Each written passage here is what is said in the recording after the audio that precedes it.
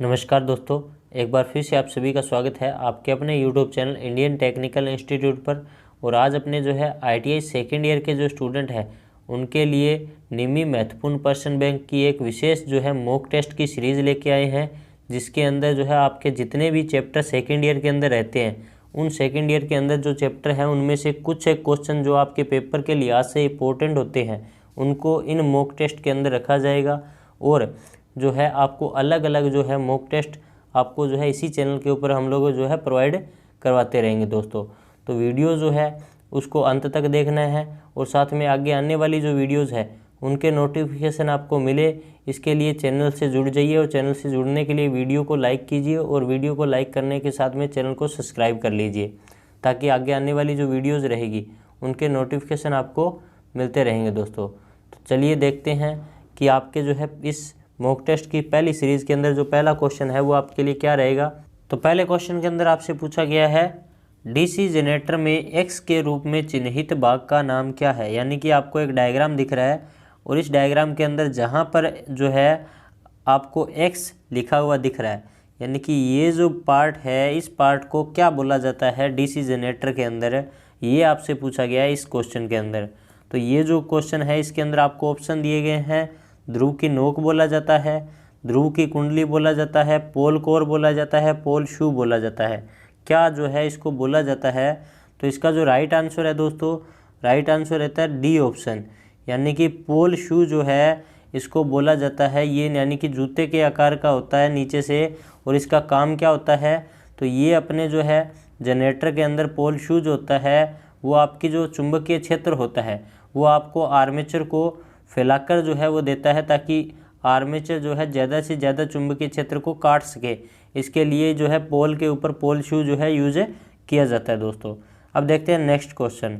तो next question के अंदर जो है आपसे पूछा गया है डीसी शंट मोटर में सामान्य गति से नीचे कौन सी गति नियंत्रण विधि प्रदान करती है। यानी कि आपकी डीसी शंट मोटर है और डीसी शंट मोटर में गति नियंत्रण करना है और वो भी जो उसकी स्पीड है उससे कम स्पीड करनी है।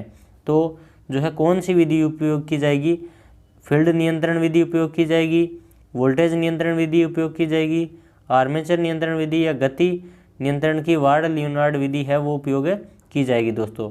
तो इसका जो राइट आंसर है दोस्तों, राइट आंसर क्या रहेगा, तो इसका जो राइट आंसर रहेगा वो आपका रहेगा आर्मेचर नियंत्रण विधि। यानी कि इसके अंदर क्या होता है, तो आर्मेचर के श्रेणी क्रम में एक वेरिएबल प्रतिरोधक लगाया जाता है, वेरिएबल प्रतिरोधक लगाया जाता है। तो ये विधि जो है ये आपकी डीसी मोटर के अंदर जो है शंट मोटर में जो है स्पीड से कम स्पीड करके हमें दे सकती है। इसके अलावा अगर अपन बात करेंगे, अगर आपको ज़्यादा स्पीड करनी है तो आपकी जो है फील्ड नियंत्रण विधि जो है वो उपयोग की जाती है। फील्ड यानी कि आपकी जो वाइंडिंग शंट वाइंडिंग होती है उस शंट वाइंडिंग के श्रेणी क्रम में एक वेरिएबल रियोस्टेट लगाया होता है। तो ये दोनों जो विधियां हैं ये आपकी शंट और कंपाउंड मोटर के अंदर उपयोग की जाती है। और जो वोल्टेज नियंत्रण विधि है ये वोल्टेज नियंत्रण विधि ये आपकी एक सीरीज मोटर की गति नियंत्रण की विधि है। और वार्ड लियोनार्ड विधि जो है वो आपकी 0 से अधिकतम स्पीड जो है वो करने के लिए यूज की जाती है अलग अलग अपनी सारी मोटरों के अंदर। तो ये जो है इतने क्वेश्चन जो है इसके अंदर अपने और बनते हैं। अब देखते हैं नेक्स्ट क्वेश्चन। तो नेक्स्ट क्वेश्चन के अंदर आपसे पूछा गया लिफ्ट में किस प्रकार की डीसी मोटर का उपयोग किया जाता है। यानी कि जो आपकी लिफ्ट होती है उस लिफ्ट के अंदर कौन से प्रकार की डीसी मोटर उपयोग की जाती है। डीसी श्रेणी मोटर होती है, डीसी शंट मोटर होती है, डीसी डिफरेंशियल कंपाउंड मोटर होती है, डीसी कम्युलेटिव कंपाउंड मोटर होती है। तो इसका जो राइट आंसर रहेगा दोस्तों, राइट आंसर रहेगा D option, DC cumulative compound motor जो है वो आपकी जो है लिफ्ट के अंदर उपयोग की जाती है दोस्तों। तो इसका जो राइट आंसर रहेगा क्या रहेगा, डी ऑप्शन। तो इसके बाद में देखते हैं नेक्स्ट क्वेश्चन। नेक्स्ट क्वेश्चन के अंदर आपसे पूछा गया है कम्यूटेटर क्यों तेज चमक उत्पन्न कर रहा है। यानी कि कम्यूटेटर के ऊपर आपकी जो है अधिक स्पार्किंग हो रही है, तो स्पार्किंग क्यों हो रही है ये आपसे पूछा गया है। तो ऑप्शन आपको दिए गए हैं, ब्रश की गलत स्थिति के कारण हो रही है, गलत फील्ड कनेक्शन के कारण हो रही है, घूर्णन की गलत दिशा के कारण हो रही है, या गलत आर्मेचर कनेक्शन के कारण हो रही है।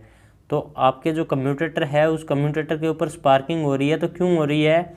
तो उसके पीछे रीज़न है कि आपका जो ब्रश है वो गलत स्थिति के अंदर है। इसका जो राइट आंसर क्या है कि ब्रश जो है वो गलत स्थिति के अंदर है। अब अपने बात करेंगे कि गलत स्थिति में कैसे है। तो जो ब्रश है उसको अपने किस पे रखना चाहिए? तो उसको हमें रखना चाहिए MNA के ऊपर, यानी कि मैग्नेटिक न्यूट्रल एक्सिस के ऊपर आपको जो है ब्रशों को रखना चाहिए। तो क्या होता है कि कई बार जो है अपने जो है ब्रशों की जो स्थिति होती है वो GNA पे चली जाती है, यानी कि ज्योमेट्रिकल न्यूट्रल एक्सिस के ऊपर चली जाती है। तो उस कंडीशन में ब्रश जो होते हैं उनके ऊपर स्पार्किंग दिखने लग जाती है। लेकिन अब अगर अपने बात करेंगे कि इसको अगर कम करना है या ख़त्म करना है तो कैसे कर सकते हैं? तो ब्रशों को GNA से MNA की तरफ खिसका कर, ब्रशों को GNA से MNA की तरफ खिसका कर और अपने जो है कम्यूटेटर के ऊपर जो स्पार्किंग हो रही है ब्रशों के ऊपर, तो इस स्पार्किंग को कम किया जा सकता है दोस्तों। तो इतने क्वेश्चन इसके अंदर और बनते हैं। अब देखते हैं नेक्स्ट क्वेश्चन। तो नेक्स्ट क्वेश्चन के अंदर आपसे पूछा गया 4 पोल DC जनरेटर के ड्यूप्लेक्स लैप वाइंडिंग में कितने समांतर रास्ते हैं? यानी कि 4 पोल का आपका DC जनरेटर है तो उसके अंदर आपके जो है समांतर रास्तों की संख्या कितनी रहेगी, ये आपसे पूछा गया है। तो सबसे पहले बात आ रही है लैप वाइंडिंग या वेव वाइंडिंग की। तो अगर यहाँ पर आपको दिया गया है लैप वाइंडिंग, तो जो है A बराबर आपका क्या होता है? P होता है, यानी कि लैप वाइंडिंग में A बराबर P होता है। और अगर यहाँ पर दिया होता वेव वाइंडिंग, तो वेव वाइंडिंग अगर दिया होता तो A जो है यानी कि समांतर पथों की जो संख्या है वो होती है आपकी 2 फिक्स। ठीक है, अब इसके बाद में जो है इसको क्या करना होता है? तो अगर यहाँ पर ड्यूप्लेक्स दिया होता है, ट्रिप्लेक्स दिया होता है या क्वाड्रेचर दिया होता है, तो ड्यूप्लेक्स दिया होता है तो 2 से मल्टीप्लाई करना होता है, और अगर आपको ट्रिप्लेक्स दिया होता है तो 3 से मल्टीप्लाई करना होता है, और अगर आपको क्वाड्रेचर दिया होता है तो 4 से मल्टीप्लाई करना होता है, गुणा करना होता है। इतना ही काम आपको करना होता है। तो यहाँ पर आपको क्या दिया गया है? तो लैप वाइंडिंग ड्यूप्लेक्स जनरेटर दिया गया है। तो लैप वाइंडिंग दी गई है और ड्यूप्लेक्स जनरेटर दिया गया, तो अपने को पता लग गया कि पहले तो 4 आएगा, यानी कि 4 इंटू में आपको ड्यूप्लेक्स दिया गया इंटू में 2 आएगा, यानी कि बराबर कितना हो रहा है? तो आपका 8। तो 8 यहाँ पर कौन से ऑप्शन के अंदर आपको दिया गया है? तो C ऑप्शन के अंदर। तो आपको यहाँ पर जो है C ऑप्शन जो है वो टाइप है इसका करना है। तो इसके अंदर आपके क्वेश्चन के अंदर आंकड़े चेंज हो सकते हैं, बाकी इसका जो तरीका है वो सेम रहेगा।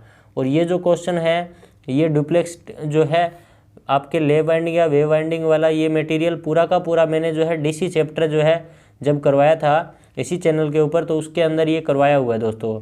तो अगर आपने वो वीडियो नहीं देखी है तो उस वीडियो को जाकर देखिए, उसके अंदर इसको पूरा का पूरा डिटेल से वहाँ पर आपको बताया गया है। अब देखते हैं अपने नेक्स्ट क्वेश्चन। तो नेक्स्ट क्वेश्चन के अंदर आपसे पूछा गया है DC मोटर के स्टार्टर की आवश्यकता है, यानी कि DC मोटर के लिए स्टार्टर की आवश्यकता हमें क्यों पड़ी? क्योंकि कोई भी चीज़ अपने यूज़ कर रहे हैं तो उस यूज़ करने के पीछे कोई ना कोई रीज़न तो होगा। तो वो रीज़न क्या है? तो इसके अंदर ऑप्शन आपको दिए गए हैं कि फील्ड धारा को कंट्रोल करने के लिए, या फिर फील्ड वोल्टेज को कंट्रोल करने के लिए, मोटर की गति को कंट्रोल करने के लिए, या आर्मेचर करंट जो होता है, आर्मेचर करंट को कंट्रोल करने के लिए आपकी जो है DC मोटर के अंदर स्टार्टर की ज़रूरत आपको पड़ती है। तो इसका जो राइट आंसर रहेगा दोस्तों, राइट आंसर रहेगा आर्मेचर करंट को कंट्रोल करने के लिए। यानी कि आपका जो स्टार्टर होता है वो स्टार्टर किस लिए यूज़ होता है? तो आर्मेचर करंट जो होता है उस आर्मेचर करंट को कंट्रोल करने के लिए स्टार्टर यूज़ किया जाता है। क्यों किया जाता है? क्योंकि स्टार्टिंग के अंदर क्या होता है कि आपकी जो आर्मेचर होता है उसका जो है रेजिस्टेंस कम होता है। रेजिस्टेंस कम होने के कारण जो है क्या होगा कि वहाँ पर धारा जो है उसका मान उच्च हो जाएगा। वो धारा का मान अगर उच्च हो गया तो उस कंडीशन में जो है आपकी आर्मेचर की वाइंडिंग जो है वो जल सकती है। तो उसके लिए क्या होता है कि स्टार्टिंग टाइम में जो है उसके आर्मेचर के श्रेणी क्रम में जो है कुछ प्रतिरोध लगा दिए जाते हैं जो आपके जो है स्टार्टर के माध्यम से, ताकि आर्मेचर का प्रतिरोध बढ़े। प्रतिरोध बढ़ने से धारा जो है उसका मान कम हो जाएगा ताकि आपकी वाइंडिंग ना जले। और जैसे जैसे आपके मोटर काम करेगी, मोटर काम करने के बाद में बैक EMF का मान बढ़ेगा। तो बैक EMF का मान बढ़ते ही आपके जो आर्मेचर है, आर्मेचर के अंदर जो है वो आपके स्टेटर जो लगाए हुए हैं, उच्च प्रतिरोध जो अलग से लगाए हुए हैं, उन प्रतिरोधों को अलग कर दिया जाएगा। तो इसी तरीके से आपकी जो है आर्मेचर करंट को कंट्रोल किया जाता है स्टार्टर के माध्यम से दोस्तों। अब देखते हैं नेक्स्ट क्वेश्चन।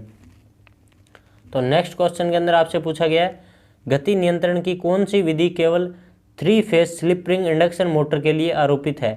यानी कि गति नियंत्रण की कौन सी विधि है वो आपकी 3 phase slip ring induction motor के लिए ही यूज़ की जाएगी। तो आपकी कैस्केड संचालन विधि है, रोटर रियोस्टेट गति नियंत्रण विधि है, या आरोपित आवर्ती विधि को बदलना है, या फिर स्टेटर ध्रुव की संख्या को बदलना है। तो इनमें से कौन सी विधि जो है वो आपकी उपयोग की जाती है जो है गति नियंत्रण के लिए 3 phase slip ring induction motor के लिए, ये आपसे पूछा गया है। तो इसके अंदर जो है इसका राइट आंसर क्या रहेगा दोस्तों? तो राइट आंसर रहेगा बी ऑप्शन, रोटर रियोस्टेट गति नियंत्रण। यानी कि 3 फेज का आपका रोटर जो है उसके साथ में रियोस्टेट यानी कि वेरिएबल प्रतिरोध लगा दिए जाते हैं, जिसको जो है द्वारा आपकी गति जो होती है स्लिप रिंग इंडक्शन मोटर की उसको कंट्रोल किया जाता है दोस्तों। तो अब देखते हैं नेक्स्ट क्वेश्चन। तो नेक्स्ट क्वेश्चन के अंदर आपको क्या दिया गया है कि एक डायग्राम दे रखा है और पूछा गया है कि सिंगल फेज मोटर का क्या नाम है। यानी कि जो आपको डायग्राम दे रखा है ये वाली मोटर कौन सी है ये आपसे पूछा गया है। तो इसके अंदर आपको जो है 2 वाइंडिंग दिख रही होगी, साथ में यहाँ पर कैपेसिटर लगा हुआ है, यहाँ पर आपका रोटर है। तो ये जो आपका डायग्राम है ये कौन सी मोटर का है ये आपसे पूछा गया है। आपको ऑप्शन दिए गए हैं कि ये जो परमानेंट कैपेसिटर मोटर है, induction start capacitor run motor है, capacitor start capacitor run motor है, या capacitor start induction run motor है। तो ये इनमें से कौन सी प्रकार की जो मोटर है वो आपको दी गई है। तो इसका जो राइट आंसर रहेगा दोस्तों, राइट आंसर क्या रहेगा? Permanent capacitor motor. आपको जो डायग्राम ऊपर दिया गया है ये परमानेंट कैपेसिटर मोटर का डायग्राम है दोस्तों। अब इसके बाद में जो है इसके अंदर किस तरीके से अपने को पता लगा, तो यहाँ पर जो है अगर इस जगह के ऊपर जो है अगर यहाँ पर सेंट्रीफ्यूगल स्विच लगा होता तो ये परमानेंट कैपेसिटर मोटर नहीं होती, क्योंकि कैपेसिटर जो है वो केवल और केवल मोटर को स्टार्टिंग के टाइम में ही यूज होता। और अगर इसमें 2 कैपेसिटर लगे होते तो capacitor start capacitor run motor होती। और अगर इसमें जो है कैपेसिटर स्टार्ट करने के लिए और उसके बाद में जो है सेंट्रीफ्यूगल स्विच से अगर हटा देते कैपेसिटर को तो capacitor start induction run motor होती। लेकिन इसमें क्या हो रहा है कि कैपेसिटर स्टार्टिंग के टाइम में भी है और मोटर जब चल रही है तो उस टाइम में भी है। तो घरों के अंदर जो पंखे वगैरह के अंदर छत के अंदर यूज़ की जाती है वो मोटर यही होती है, परमानेंट कैपेसिटर मोटर ही यूज़ की जाती है दोस्तों। अब देखते हैं नेक्स्ट क्वेश्चन।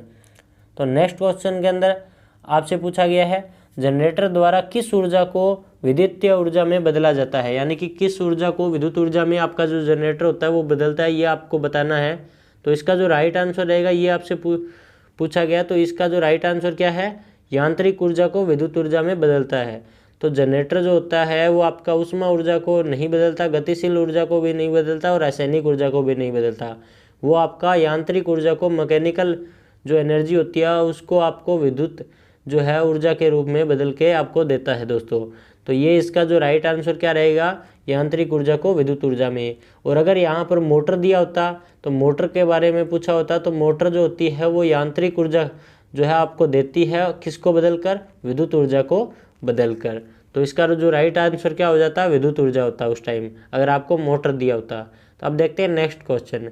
तो नेक्स्ट क्वेश्चन के अंदर आपसे पूछा गया है डीसी शंट मोटर में आर्मेचर द्वारा ली गई धारा की गणना करने का सूत्र क्या है। यानी कि डीसी शंट मोटर के आर्मेचर में द्वारा जो ली गई करंट है उसको आपको मापना है, तो उसके लिए सूत्र क्या होगा। तो सबसे पहले तो अपने बात करते हैं कि आर्मेचर धारा की बात आ रही है। तो यहाँ पर जो है आपका धारा के लिए सीधा सा सूत्र होता है कि V बराबर I बराबर V बटे R होता है। लेकिन यहाँ पर क्या होता है कि अगर आर्मेचर की बात आ रही है तो आर्मेचर की जो वोल्टेज होगी, आर्मेचर की जो वोल्टेज होगी वो क्या होगी? तो आपकी जो लगाई गई वोल्टेज है उसमें से अगर अपने EB यानी कि बैक EMF का मान जो है वो अपने अगर माइनस करेंगे तो बैक EMF का मान माइनस करने के बाद में आपको जो है आर्मेचर की वोल्टेज मिल जाएगी। तो यहाँ पर ऐसा कौन सा फॉर्मूला है जिसके अंदर आर्मेचर करंट बराबर जो है आर्मेचर की वोल्टेज बटे में आर्मेचर का रेजिस्टेंस दे रखा है। तो यहाँ पर VA की वैल्यू V माइनस EB दे रखा है एक सूत्र के अंदर, वो भी कौन से सूत्र के अंदर? C सूत्र के अंदर। तो C ऑप्शन जो है इसका यहाँ पर राइट आंसर रहेगा। तो इस तरीके से आपका जो सूत्र है वो कौन सा रहेगा? इसकी जो है धारा के लिए गणना का आर्मेचर की, तो सी जो है इसके अंदर जो है इसका राइट आंसर रहेगा आई ए बराबर वी माइनस ई बी बटे में आर ए। तो इसका राइट आंसर ये रहेगा। अब देखते हैं अपने नेक्स्ट क्वेश्चन।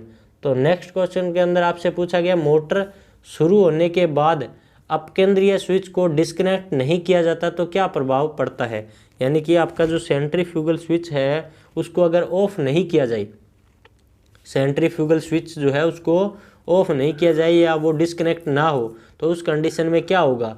मोटर सामान्य रूप से चलती रहेगी, मोटर तुरंत बंद हो जाएगी, या स्टार्टिंग वाइंडिंग जल जाएगी, या फिर मोटर बहुत धीमी गति से चलेगी।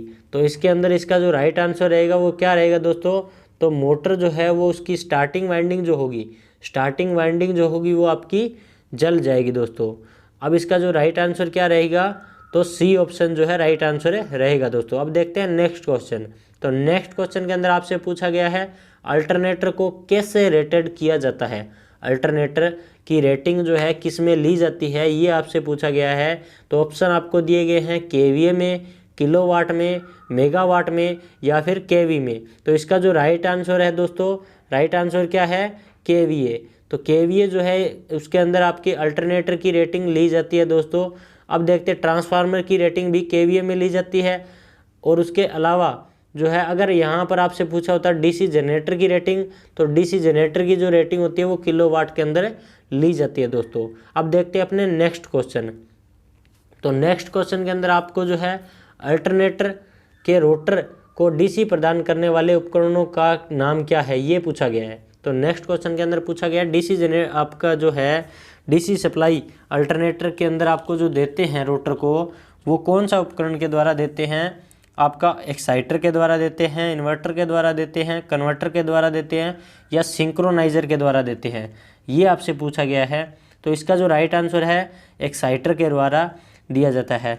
तो जहाँ पर भी बात आएगी एक्साइटर के रूप में, तो एक्साइटर के रूप में ही कौन सा जनरेटर उपयोग किया जाता है, तो छोटा डीसी शंट जनरेटर उपयोग किया जाता है दोस्तों। एक्साइटर के रूप में कौन सा जनरेटर, तो छोटा डीसी शंट जनरेटर। अब देखते हैं नेक्स्ट क्वेश्चन। तो नेक्स्ट क्वेश्चन के अंदर आपसे पूछा गया है टेबल पंखे में किस मोटर का उपयोग किया जाता है। टेबल का जो पंखा होता है उसमें किस प्रकार की मोटर उपयोग की जाती है ये आपसे पूछा गया है। ऑप्शन आपको दिए गए हैं यूनिवर्सल मोटर, या फिर आच्छादित मोटर, या फिर भंवरधारा मोटर, या फिर जो है आपकी परमानेंट कैपेसिटर मोटर। यानी कि यूनिवर्सल मोटर है, शेडेड पोल मोटर है, एडी करंट मोटर है, या फिर परमानेंट कैपेसिटर मोटर है। तो इसका जो राइट आंसर रहेगा दोस्तों, राइट आंसर रहेगा परमानेंट कैपेसिटर मोटर जो होती है वो आपकी जो टेबल फैन होता है उसके अंदर यूज की जाती है दोस्तों। अब देखते हैं नेक्स्ट क्वेश्चन। तो नेक्स्ट क्वेश्चन के अंदर आपसे पूछा गया है कि सिंगल फेज इंडक्शन मोटर में स्टार्टिंग और रनिंग वाइंडिंग के बीच में कोणीय डिफरेंस यानी कि कोणीय अंतर कितना होता है ये आपसे पूछा गया है। तो इसका जो राइट आंसर रहेगा दोस्तों वो आपसे पूछा गया है। तो राइट आंसर क्या है, वो है 90 डिग्री इलेक्ट्रिकल जो है इसके अंदर आपका जो है कोणीय अंतर रहता है दोस्तों। यानी कि आपकी स्टार्टिंग वाइंडिंग और रनिंग वाइंडिंग के बीच में जो कोणीय डिफरेंस होता है ये आपका 90 डिग्री का रहता है। तो आपको भी अगर आगे मोटर और अल्टरनेटर या फिर आपकी सिंक्रोनस मोटर 3 फेज की मोटरें जो है उनके चैप्टर भी चैनल के ऊपर अगर आपको चाहिए तो जो है नीचे कमेंट सेक्शन के अंदर हमें कमेंट कीजिए। आगे जो है जैसे ही समय मिलता है हम उनकी क्लासेस भी आपको प्रोवाइड जरूर करवाएंगे दोस्तों। अब देखते हैं नेक्स्ट क्वेश्चन। तो नेक्स्ट क्वेश्चन के अंदर आपसे पूछा गया है स्टार्टर वाइंडिंग शॉर्ट और ओपन फॉल्ट का परीक्षण करने के लिए किस उपकरण का उपयोग किया जाता है। यानी कि आपकी जो स्टार्टर है उसके अंदर वाइंडिंग है वो शॉर्ट या ओपन जो है उनके अंदर दोष है, तो उनका जो परीक्षण है वो किस उपकरण के द्वारा किया जाएगा। टोंग टेस्टर के द्वारा किया जाएगा, या फिर आंतरिक ग्राउलर के द्वारा, या बाहरी ग्राउलर के द्वारा, या डिजिटल मल्टीमीटर के द्वारा। तो इसका जो राइट आंसर रहेगा दोस्तों, राइट आंसर रहेगा आंतरिक ग्राउलर के द्वारा। आपका जो है स्टार्टर की वाइंडिंग जो रहेगी उनका अंदर जो है शॉर्ट या ओपन सर्किट दोष अगर आएगा तो उसको चेक किया जाएगा। और अगर यहाँ पर आपसे पूछा होता कि आर्मेचर के अंदर अगर दोष आ गया है तो किसके द्वारा किया जाएगा, तो बाहरी ग्राउलर के द्वारा आपका जो है चेक किया जाएगा दोस्तों। अब देखते हैं नेक्स्ट क्वेश्चन। तो नेक्स्ट क्वेश्चन के अंदर आपको एक डायग्राम दिया गया है और पूछा गया है रीवाइंडिंग प्रक्रिया का प्रकार क्या है, यानी कि रीवाइंडिंग प्रक्रिया का ये कौन सा प्रकार है, हाथ से लपेटना है या फिर स्किनिंग वाइंडिंग है या फॉर्मिंग वाइंडिंग है या फिर मशीन वाइंडिंग है। तो इसका जो राइट आंसर है दोस्तों वो है हैंड वाइंडिंग, यानी कि हाथ से वाइंडिंग है, क्योंकि इसके अंदर अगर आप डायग्राम में देखोगे तो कोई मशीन वगैरह यूज़ नहीं की गई है, ये वाइंडिंग हाथ से ही की जा रही है। एक जगह के ऊपर तार लपेटी हुई है, दूसको आपकी जो है फील्ड के रूप में आपकी डाला जा रहा है दोस्तों। तो ये जो है हाथ से लपेटने वाली वाइंडिंग है। अब देखते हैं नेक्स्ट क्वेश्चन। तो नेक्स्ट क्वेश्चन के अंदर आपसे पूछा गया है एसी इंडक्शन मोटर में बल आघूर्ण और स्लिप के बीच क्या संबंध है, यानी कि स्लिप और आपका जो टॉर्क है उनके बीच में आपसे पूछा गया है क्या संबंध है। तो जो स्लिप होती है और जो टॉर्क होता है, जो स्लिप होती है वो टॉर्क के समानुपाती होती है दोस्तों। तो यहाँ पर इसका जो राइट आंसर रहेगा वो क्या रहेगा कि स्लिप बढ़ने पर टॉर्क भी बढ़ता है, यानी कि स्लिप जो है वो अगर बढ़ रही है तो टॉर्क का मान भी बढ़ रहा है, यानी कि इसका जो राइट आंसर क्या रहेगा तो बी ऑप्शन जो है वो जिन बच्चों ने किया होगा या फिर जो बच्चे करेंगे उनका ये क्वेश्चन बिल्कुल सही रहेगा दोस्तों। तो अब देखते हैं नेक्स्ट क्वेश्चन। तो नेक्स्ट क्वेश्चन के अंदर आपसे पूछा गया है 3 फेज इंडक्शन मोटर में किस गति को तुल्यकालिक गति कहा जाता है, यानी कि सिंक्रोनस स्पीड जो है 3 फेज इंडक्शन मोटर में किसको बोला जाता है, शून्य भार गति को बोला जाता है, फुल लोड गति को बोला जाता है, या फिर चुंबकीय क्षेत्र की गति को बोला जाता है, या फिर स्टेटर और रोटर के बीच सापेक्ष गति को बोला जाता है। तो अपने जो है फील्ड की जो गति होती है, यानी कि इसके अंदर जो 3 फेज का जो चुंबकीय क्षेत्र होता है, 3 फेज का आपका जो चुंबकीय क्षेत्र होता है वो अपने बोलते हैं कि सिंक्रोनस गति के बराबर होता है। तो इसको जो है राइट आंसर क्या रहेगा, तो सी जो है इसका राइट आंसर रहेगा, चुंबकीय क्षेत्र की गति के बराबर जो है वो आपकी 3 फेज इंडक्शन मोटर में तुल्यकालिक गति होती है दोस्तों। अब देखते हैं नेक्स्ट क्वेश्चन। तो नेक्स्ट क्वेश्चन के अंदर आपसे क्या पूछा गया है, 50 हर्ट्ज की आवृत्ति पर 6 पोल वाले एसी 3 फेज इंडक्शन मोटर की सिंक्रोनस स्पीड क्या होगी, यानी कि आपको फ्रीक्वेंसी दे रखी है और 6 पोल दे रखे हैं और आपसे पूछा है कि गति क्या होगी। ऑप्शन आपको दिए गए हैं 800 आरपीएम होगी, 1000 आरपीएम होगी, 1200 आरपीएम होगी या फिर 1440 आरपीएम होगी। तो फ्रीक्वेंसी सबसे पहले तो निकाल किस तरीके से अपने यहाँ से स्पीड सकते हैं। तो स्पीड जो है निकालने के लिए अपने को एक फ्रीक्वेंसी का फॉर्मूला दिया गया है। फ्रीक्वेंसी बराबर क्या होता है PN/120। तो यहाँ पर अपने को जो है फ्रीक्वेंसी का मान 50 हर्ट्ज दे रखा है, पी का मान 6 पोल दे रखा है, तो एन यहाँ से यानी कि स्पीड जो है वो हमने इस फॉर्मूले से निकाल सकते हैं। दूसरा तरीका क्या है, तो दूसरा तरीका है दोस्तों कि अपने जो है वो अगर याद कर लें फिक्स कि आपको जो है पेपर में फ्रीक्वेंसी जब भी फिक्स 50 हर्ट्ज ही मिलेगी, क्योंकि ज़्यादातर 50 हर्ट्ज ही फ्रीक्वेंसी मिलती है। तो 2 पोल जब भी दिए होंगे तो जो गति का मान होगा वो आपका क्या रहेगा 3000 आरपीएम ही रहेगा दोस्तों। और अगर जो है आपको बोल दिया जाए कि 4 पोल जो है वो आपके लगे हुए हैं मोटर के अंदर, तो आपकी जो है स्पीड कितनी होगी, तो आपकी स्पीड कितनी हो जाएगी, आधी हो जाएगी, यानी कि 1500 आरपीएम हो जाएगी। और अगर आपको बोल दिया जाए कि 6 पोल है, तो 6 पोल की जब भी बात आएगी तो जो गति का मान रहेगा वो क्या रहेगा 1000 आरपीएम रहेगा। और अगर यहाँ पर 8 पोल दिए होते तो 8 पोल दिए होते तो 750 आरपीएम जो है स्पीड का मान होता। तो यहाँ पर इसका राइट आंसर क्या है, तो राइट आंसर है कि यहाँ पर इसकी जो गति है वो कितनी है 1000 आरपीएम है दोस्तों। तो 1000 आरपीएम इसका गति का मान रहेगा। तो इतने जो क्वेश्चन है वो आपके आज के इस सीरीज़ के अंदर मॉक टेस्ट के अंदर पहले मॉक टेस्ट के अंदर रहने वाले हैं दोस्तों। तो उम्मीद करता हूँ कि ये वीडियो आपके लिए काफ़ी इंपॉर्टेंट रहेगी और आगे आने वाले जो पेपर रहेंगे उनमें आपको जो है इस वीडियो का काफ़ी फ़ायदा होने वाला है दोस्तों।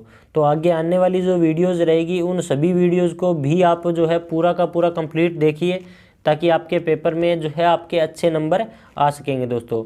और वीडियो अगर आपको अच्छी लगी है तो लाइक और कमेंट जो है वो करना ना भूलें। और साथ में चैनल पर अगर आप पहली बार आए हैं तो चैनल को सब्सक्राइब कर लीजिए और सब्सक्राइब करने के साथ में जो है बेल आइकन जो दिया गया है उस बेल आइकन को प्रेस कर दीजिए, ताकि आगे आने वाली जो वीडियोस रहेगी उन वीडियोस के नोटिफिकेशन जो है वो आपको उन्हीं से मिलने वाले हैं दोस्तों।